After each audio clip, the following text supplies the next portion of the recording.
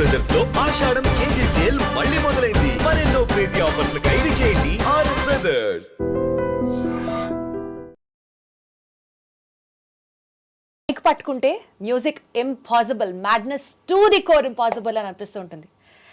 Main స్ట్రీమ్లోనే melody ఉంటుంది and most importantly తన మ్యూజిక్కే మాసీగా ఉంటుంది. ఎన్ని క్వాలిటీస్ ఉన్నటువంటి ఒక ప్రముఖ playback singer. I'm proud to introduce him as my friend also. చాలా చాలా చాలా స్టేజ్ షోస్ చేసాం అండ్ అపార్ట్ ఫ్రమ్ దట్ పర్సనల్గా ట్రావెల్ చేసినప్పుడు, కొన్ని కంట్రీస్ వెళ్ళినప్పుడు మేమిద్దరం చేసినటువంటి ఆ అల్లరి దగ్గర నుంచి, ఫన్ దగ్గర నుంచి, it was really really really memorable to me and I take all the privilege to introduce today our guest Saketh Komanduri. Hi Saketh. నా జీవితంలో దీప్తి ఇంత మంచిగా నా గురించి మాట్లాడింది. ఈవెన్ ఆన్ స్టేజ్ ఇప్పటివరకు ఎప్పుడు నన్ను ఇంట్రడ్యూస్ చేయలేదు. ఎంత బాగా నువ్వు మర్చిపోయావు. దుబాయ్ షోలో ఎంత బాగా చెప్పా, అందరు చప్పట్లు కొట్టారు. అసలు కొట్టి కొట్టి చేతులు నొప్పులు వచ్చేసాయి. సమీరా కూడా అనింది, అసలు సాకేత్ కైతే ఇంత పెద్దగా రాసావు, నాకేంటి ఇంత చిన్నగా రాసావు. ఆ దుబాయ్ షో ఎప్పుడో అయింది, రీసెంట్ టైమ్స్ లో అయితే.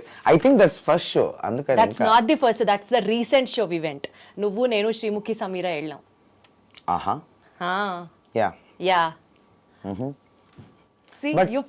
అంతేలే, ఎంతసేపు ఫ్రెండ్షిప్ అనేది ఇద్దరి మధ్యలో బేసికల్లీ 1% షేరింగ్ మాత్రమే అక్కడ. సాకేత్ లేదు, నాకు చాలా హ్యాపీగా ఉంది దీప్తి ఇంత మంచిగా నా గురించి చెప్పడం అన్నది. చాలా నాకు ఇంటర్వ్యూ ఇక్కడితో క్లోజ్ అసలు.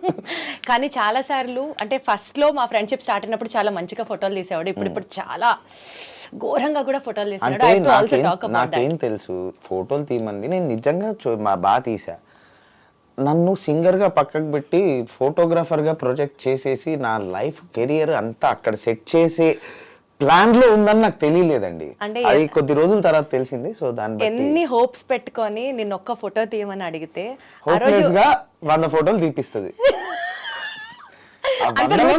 మాట్లాడద్దు సాకేత్, అంత రూత్లెస్ గా మాట్లాడద్దు. But anyways I am so glad. Thank you for calling me. Thank you for having me on your show. All the pleasure is mine. To start with, ఈ ప్రోగ్రామ్ లో Saketh, this is called Music and Melodies, wherein which నువ్వు చాలా songs పాడావు, చాలా చాలా super hits. And నీ career ఇట్లా ఒకసారి వెనక్కి తిరిగి చూసుకోకపోయినా there are all hits, evergreen hits coming around. So ఆ సాంగ్స్ వెనకాల ఉన్నటువంటి నాస్టాలజిక్ మెమరీస్ గురించి we would love to listen from your end. Yes, I am ready to share. And before we get started, my first question would be, నువ్వు first పాడినప్పుడు, your first ever performance ఇచ్చినప్పుడు, I know you have come from a very humble musical family, చిన్నప్పటి నుంచి music నేర్చుకుంటున్నావు, I know all those things, but still నీ first performance ఇచ్చినప్పుడు irrespective of your age, పొట్టలో butterflies ఉన్నాయా, లేకపోతే ది సో కాల్డ్ సాకేత్ లాగా పిచ్చ యాటిట్యూడ్ మనకేంటి అనే ఒక? లేదు, this is actually it is recorded and it is there on my Insta page also. ఆ క్లిప్, చిన్న క్లిప్, కొంచెం భయంగానే పాడాను. It was not this Saketh. నీట్గా ఇలా చేతులు కట్టుకొని, it was a stage show at Ravindra Bharathi. And luckily అది అప్పట్లో ఉన్న ఏకైక న్యూస్ ఛానల్, ఏకైక channel was ETV. And ETV న్యూస్లో వేశారు అది. ఆ క్లిప్పింగ్ నాకు I was very happy to save it and I have the clipping అనమాట. సో ఇలా పట్టుకొని సిన్సియర్గా పాడాను. When I was 3 years of age. 3 years of age. Wow. So ఆ క్లిప్పింగ్ ఉంది ఇంకా. బట్ ఆ తర్వాత టెన్షన్ ఉండిందా? అంటే ఆ టెన్షన్ పడే ఏజ్ కూడా కాదు. అసలు టెన్షన్ పడ్డానా, దేనికి, ఎందుకు ఇలా నిలబడ్డాను, ట్రైన్ చేసి పంపించారా ఇలా నిలబడే పాడాలి ఏం తెలియదు. బికాస్ 3 years ఉన్నప్పుడు మనకి ఏం గుర్తుంటుంది. What was your first song then? So it was a devotional song. Rama Rama Sri Rama రామయని రాముల సేవకు రారేమయ్యా, రాముల సేవకు రాని వారలు దుష్ట పామరులై కామరులై పోయేరయ్యా అని ఒక తత్వం బోధించే సాంగ్. బట్ నాకు తెలీదు, అంటే ఆ క్లిప్ చూస్తున్నప్పుడు మాత్రం సిన్సియర్గా, అంటే it is not this Saketh అని అయితే ఇప్పుడు నాకు అనిపిస్తుంది. చాలా సిన్సియర్గా ఇలా గుడ్ బాయ్ లాగా మైక్ స్టాండ్ ఉంటే ఇలా పట్టుకొని, ఇలా ఐబ్రోస్ ఇలా ఉండి పెద్దగా కళ్ళు చేసుకుంటూ ఇలా ఒక్కొక్కళ్ళని ఇలా చూసుకుంటూ ఉంటుంది అది ఆ పాట. ఇప్పుడు Saketh you know better. Chill, ప్రపంచం ఏదైపోయినా సరే ముందర ఎవరైనా ఉండని, when it comes to performance I perform. పడేయడమే అంతే. Right, then coming to your songs. Allu Arjun గారి సినిమాలో Sittharala Sirapadu song was like అద్భుతం అంతే. అంటే I'm really thankful to God, Thaman గారు అండ్ త్రివిక్రమ్ గారు for giving me this song. దాని బ్యాక్ స్టోరీ ఏంటంటే, సో ఆ పాట అసలు నేను పాడలా, అయిపోయింది మొత్తం అయిపోయింది. సాంగ్ ఎలాగో మూవీ తర్వాత release, it was a surprise song in the movie. ముందు రిలీజ్ చేయలేదు, it was not there in the audio. So మూవీలో ఆ క్లైమాక్స్ సీక్వెన్స్లో ఫైట్లో అప్పుడు మూవీ రిలీజ్తోని సాంగ్ రివీల్ అనమాట. అవతల ఎల్లుండి మూవీ రిలీజ్. సాంగ్స్ అయిపోయి మిక్స్ అయిపోయింది, అంతా అయిపోయింది, స్టూడియో మొత్తం సర్దేశారు. డిటిఎస్ స్టూడియోలో డిటిఎస్ మిక్స్ అవుతుంది. It was somewhere around 3:34. ఎందుకో తమన్ గారు యూ స్టే బ్యాక్ అన్నారు. ఎందుకు అన్నారో తెలియదు, ఇప్పటికీ ఆయనకు కూడా తెలియదు అనే చెప్పారు. ఏమో రా, నువ్వు నాతో ఉంటావేమో అని చెప్పి ఉండమన్నాను అన్నారు అంతే. Because he was also working till 6 AM 7 AM every day. సరే అని నేను ఉన్న కార్లోకి వెళ్ళి పడుకున్నాను. నేను వీడియో చూస్తూ అలా పడుకున్నాను నేను కార్లో. సడన్గా తమన్ గారు అసిస్టెంట్ వచ్చి కాల్ మీ 3:30. తమన్ గారు పిలుస్తున్నారు. ఓకే అని చెప్పి వెళ్ళా. ఓ పాటను ట్రై చేయన్నారు. నాకు తెలియదు అప్పటికి ఇదే మూవీ, బికాస్ టీటీఎస్ అక్కడ అవుతోంది. అయిపోయింది అది, మార్నింగ్ 6కి వెళ్ళిపోవాలి, కంప్లీట్ మూవీ యూఎస్కి వెళ్ళిపోవాలి, క్యూబ్. ఆ టైంలో వెళ్ళి ట్రై చేయాలంటే చూసా. ఓకే అలా కాదు, ఒకసారి సీన్ చూసి పాడు ఆ ఫీల్కి. అందుకని ఫస్ట్ వర్షన్ పాడేసినప్పుడు గుండెలోన గుచ్చాడు అని ఆ సింగర్స్ యాటిట్యూడ్తో పాడా. Then when I watch the scene again, first of all it is so great of them. ఒక సింగర్కి ఆ సీన్ పేరు లేదు ఊరు లేదు నాకు అప్పటికి. నాకు సిత్తరాల సిరపడు, దిమాగ్ ఖరాబ్ రెండు ప్యారలల్గా రిలీజ్ అయ్యే అప్పటి నుంచే నాకు ఒక పేరు వచ్చింది. దాని ముందు పేరు లేదు ఊరు లేదు కదా. సో గుండెలోన గుచ్చాడు అని పాడే ట్రాక్ పాడేసరికి ఒకసారి చూపియండి అన్నారు. చూసినప్పుడు గుండెలోన గుచ్చాడు అంటారు బన్నీ, ఆయన అంటారు. అది చూసి ఓకే ఇంకొకసారి పాడతానని చెప్పి గుండెలోన గుచ్చాడు అన్నా. So that was a very nice. ఇమ్మీడియట్గా త్రివిక్రమ్ గారు చూశారు, అదిరిందిగా ఇదే ఉంచుతాం అన్నారు. అలా ఒక అర్ధరాత్రి 3:30కి నేను ఆ కాంపౌండ్లో ఉండడం వల్ల నాకు ఆ పాట వచ్చింది. I was available nearby, because they cannot wait for another singer to come. And ఆ 3:30 రాత్రికి ఎవరెత్తారో తెలియదు, మార్నింగ్ 6కి సినిమా వెళ్ళిపోవాలి. సో ట్రూ లక్తో నాకు ఆ పాట వచ్చింది.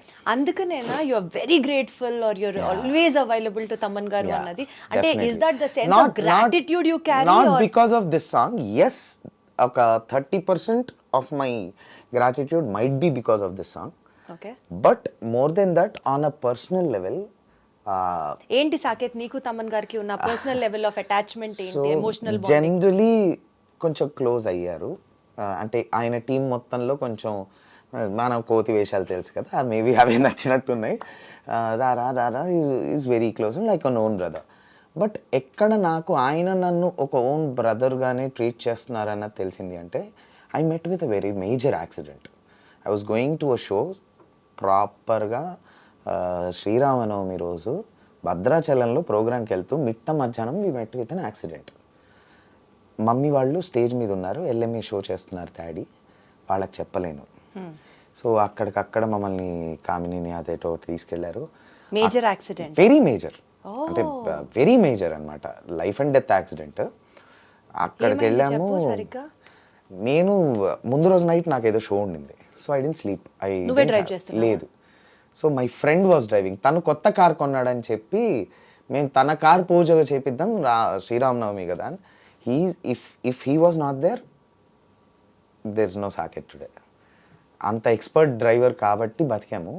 He's my best friend, he was driving. చెల్లి ముందర కూర్చొని ఉంది, నేను వెనకాల పడుకొని ఉన్నా, నాకు నిద్ర లేక బర్త్ మీద ఇలా పడుకొని ఉన్నా.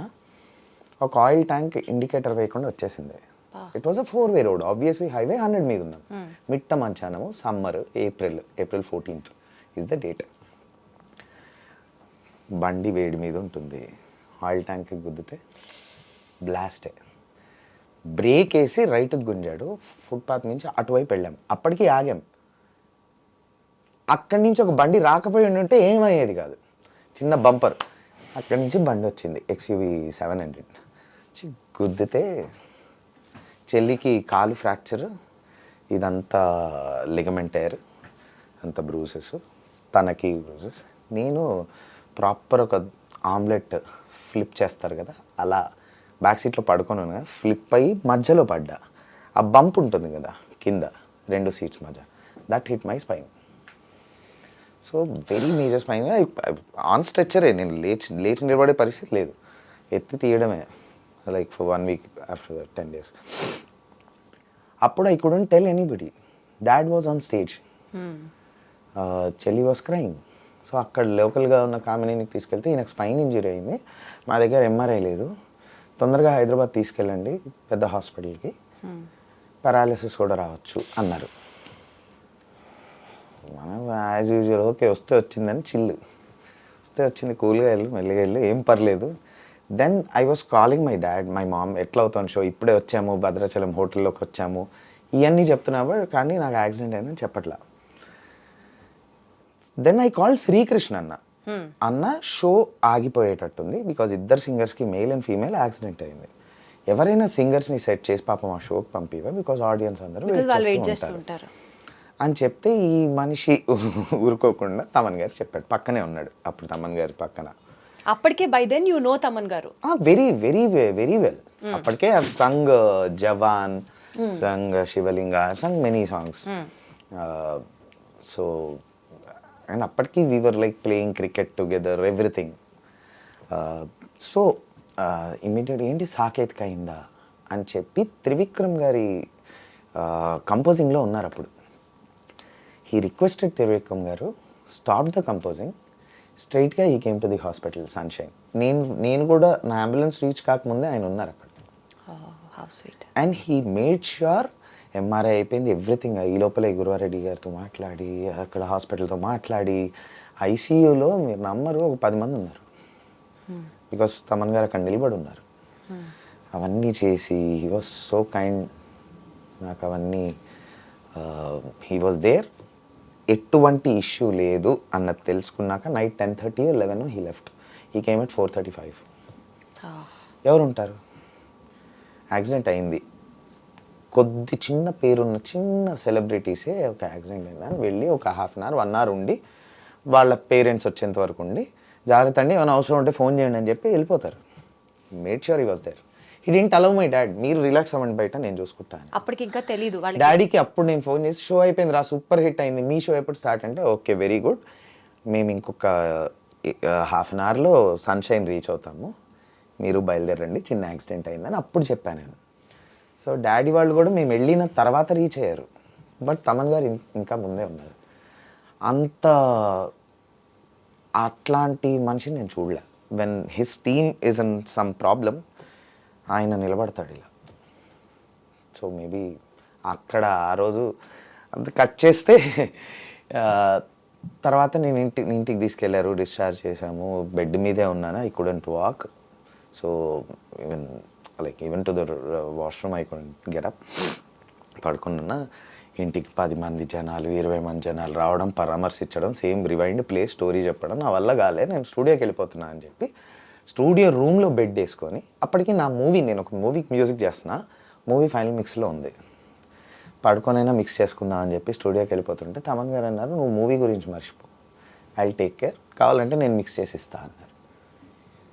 ఈ being a top music director, ఒక చిన్న మూవీ, ఒక చిన్న, నీకెందుకు, take care of your health, నేను నీ మూవీ చేస్తాను, మిక్స్ చేస్తానన్నావు, అది ఎంత పెద్ద మాట.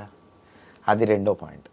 నేను స్టూడియోలో ఉన్న ప్రతిరోజు నాకు పార్క్ హైత్ నుంచి షెఫ్కి స్పెషల్గా చెప్పి కిచిడీలు వచ్చేవి, ఫుడ్ 3. స్టూడియోకి కూడా వచ్చి టార్చర్ పెడుతున్నారన్న, నా వల్ల అవ్వట్లేదు అని నేను ఒక మాట ఫోన్లో అంటే ఓకే అని చెప్పి కాల్ కట్ చేసి, సరే ఒక 5 minutesలో వాట్సాప్ చూసుకో, ఫోన్ నీ దగ్గర పెట్టుకో అన్నారు. గోవా టికెట్లు వేశారు, వీల్ చైర్ పెట్టి టుక్ మీ టు బీచ్ రిసార్ట్, అక్కడే ఉంచారు. ఏం లేదు, నా పని ఏం లేదు, లేవడం. అప్పటికి నేను కొంచెం దీని మీద వరకు వచ్చాను అనమాట, సపోర్ట్ చేతి కర్ర వరకు వచ్చాను. సో లేవడం, వాష్రూమ్ యూజ్ చేయడం, రావడం, అలా విల్లా బయటికి రాగానే బీచ్, అలా కొంచెం మనశ్శాంతి ఇచ్చారు. ఎవరు చేస్తారు ఇవన్నీ? మనుషుల్లో కూడా ఇంత మంచి వాళ్ళు ఉంటారా? సో ఇక్కడ నేను ఫసా, అందుకని నేను ఆయన్ని. సో అందుకని నీకు తమన్ గారు అంటే అంత ఒక special corner Yeah. Of your heart. Yes. He always holds a high position. Centre of my heart, corner కూడా కాదు, not corner also, centre of your Centre. Heart. So you both are like brothers అన్నట్టే. Brothers, ఇంకా own brothers లాగా. ఇంకా over the time ఇంకా దాని తర్వాత we became like own brothers. ఇంకా ఎటువంటి లీవింగ్ వర్క్ ప్రొఫెషనల్గా okay, everybody knows or travel. Leaving work ఆయన ఎక్కడికి వెళ్ళాలన్నా, బయటికి వెళ్ళాలన్నా, తినాలన్నా, ఎనీథింగ్ ఫస్ట్ కాల్ నాకు వస్తుంది. సూపర్. నాకు కూడా ఏ అవసరం ఉన్నా ఫస్ట్ కాల్ ఆయనకి. ఇంకోటి చెప్పడం మర్చిపోయాను, కోవిడ్ టైంలో అమ్మకి కొంచెం సీరియస్గా వచ్చింది, సెకండ్ టైం కూడా వచ్చింది. ఆ టైంలో అసలు మాకు ఎక్కడ ఏమీ దొరకనప్పుడు one phone call and he arranged everything for my mom. So ఇట్లా చెప్పుకుంటూ పోతే చాలా ఉన్నాయి, చాలా ఉన్నాయి. He holds a very high position. Very high, very high. Great, good to know all those things.